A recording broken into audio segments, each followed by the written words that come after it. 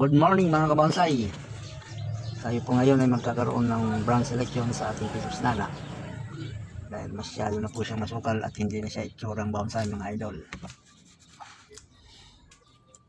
So, mamimili tayo ng mga sanga na tatanggalin at iiwan upang maging mukhang bonsai naman.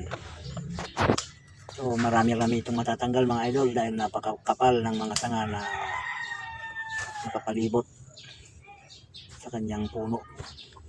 At ito nga po mga idol, naririto po ako kung ano yung mga sanga na aking tatanggalin at iiwan.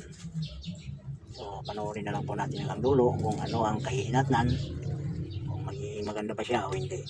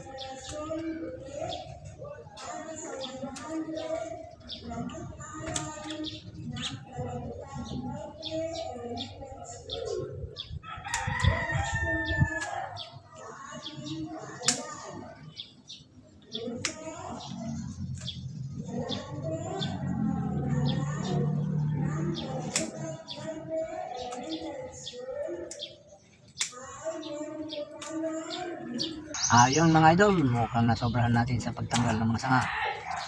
Hindi po yata maganda ang kinahinatnan. Okay mga idol, hanggang dito na lamang po at maraming salamat sa inyong panonood. Happy bonsai, bye bye.